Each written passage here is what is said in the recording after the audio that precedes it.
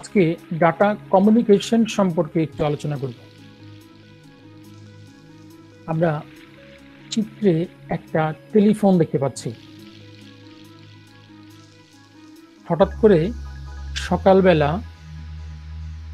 তোমার কলেজে যাওয়ার প্রয়োজন, ক্লাস শুরু হবে 10টায়।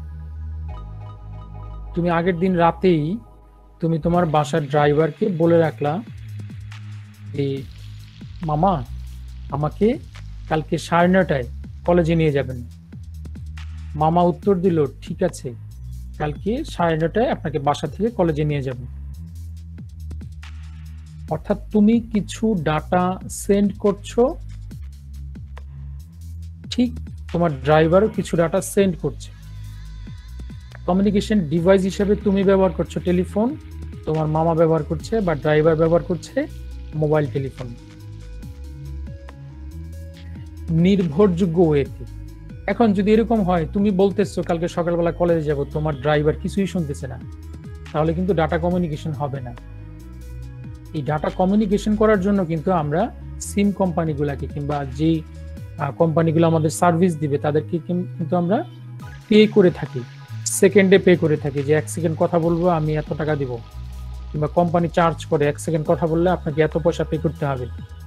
এরকম যেহেতু কস্ট রয়েছে সেহেতু আমাদের নির্ভরযোগ্যভাবে ডাটা আদান প্রদান করতে হবে, তখনই আমরা বলতে পারবো যে এটা ডাটা কমিউনিকেশন হয়েছে।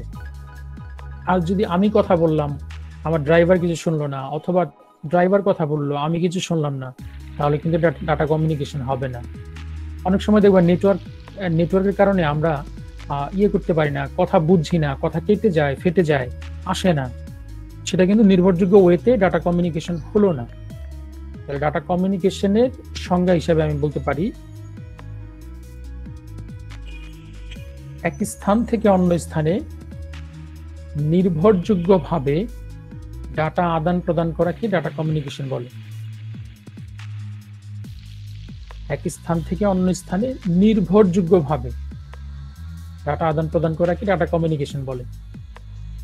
ওকে, আর এই যে সিস্টেমটা, এই পদ্ধতিটাকে বলা হবে ডাটা কমিউনিকেশন সিস্টেম। কার্টুন দেখতে পাচ্ছি যে একটা ম্যান আর একটা ম্যানের সাথে কথা বলছে।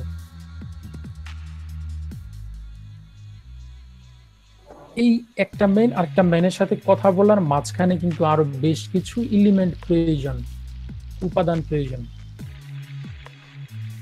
আমি কিন্তু চাইলেই বিনা উপাদান ছাড়া, মানে উপাদান ছাড়া কিন্তু আমরা কমিউনিকেশন করতে পারবো না। উপাদানগুলো কি কি? উপাদানগুলো হচ্ছে এটা, আমার 5টা এলিমেন্ট লাগবে: উৎস, প্রেরক, মাধ্যম, প্রাপক, গন্তব্য। ইংরেজিতে আমরা নোট নিতে পারি source, transmitter, medium, receiver, destination. এখন একটু খেয়াল করি আমাদের বিষয়গুলা। যেমন এরকম টাওয়ার আমরা প্রায় দেখতে পাই। এই টাওয়ারগুলো সাধারণত বাসাবাড়ির নিচে, বাসাবাড়ির ছাদের উপরে থাকে, অথবা খোলা জায়গায় থাকে, যেখানে বড় বিল্ডিং নাই সেখানে খোলা জায়গায় টাওয়ারগুলো তৈরি করা হয়। সাধারণত যে কোম্পানির সিম আমরা ইউজ করি, বিভিন্ন কোম্পানির সিম কোম্পানিগুলা এই ধরনের টাওয়ার তৈরি করে থাকে তাদের সেবা প্রদান করার জন্য। এটা হচ্ছে মাধ্যম, এটা হলো মাধ্যম। তাহলে উৎস কোনটা? মনে করো তোমার আম্মু তোমার সাথে ফোনে কথা বলবে, তোমার আম্মু তোমাকে কল দিবে, মানে টেলিফোনে তোমাকে ফোন দেবে, তাহলে তোমার আম্মুর মোবাইলটা হচ্ছে উৎস, আর তোমার মোবাইলে ফোনটা আসবে, তাহলে তোমার মোবাইল ফোনটা হচ্ছে গন্তব্য। দেখো তোমার আম্মু ফোন দিচ্ছে, তোমার কাছে কল আসলো, ইনকামিং কল, ইউর মম। তুমি এখানে অ্যাকসেপ্ট করবা, ডিক্লাইন করবা, সেটা তোমার বিষয়। তুমি অবশ্যই অ্যাকসেপ্ট করবা, যত কাজই থাকুক, যত প্রয়োজনই থাকুক, তুমি হচ্ছে গন্তব্য। তাহলে যে ফোন দেয়, যে ডিভাইস থেকে ফোন যায় সেটা হচ্ছে উৎস, আর যে ডিভাইসে ফোন আসে সেটা হচ্ছে গন্তব্য। ওকে, আরেকটা সিক্রেট জেনে রাখো, সেটা হচ্ছে পৃথিবীর সকল মোবাইল ফোনেই কিন্তু একটা মডেম থাকে, বিল্ট ইন মডেম বলা হয়। বিল্ট ইন মডেম মানে হচ্ছে এই মোবাইলের ভিতরেই মডেমটা সেট করে দেওয়া থাকবে। তাহলে যেই ফোন থেকে বা উৎস ডিভাইসের যে মডেম, তাকে বলা হবে প্রেরক। উৎস ডিভাইসের মডেমকে বলা হয় প্রেরক।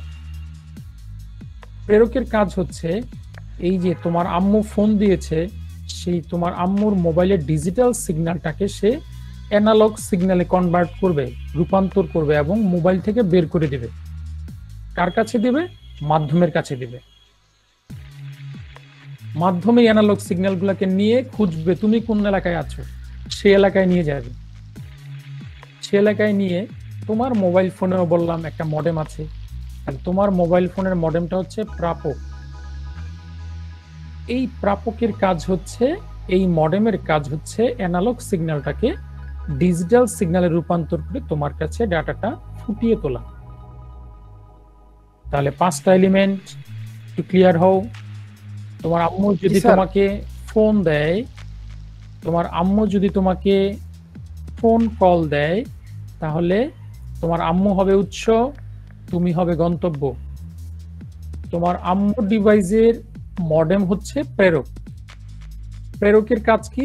ডিজিটাল সিগন্যালকে অ্যানালগ সিগন্যালে কনভার্ট করে সেটা মাধ্যমের দিকে ছেড়ে দেয়।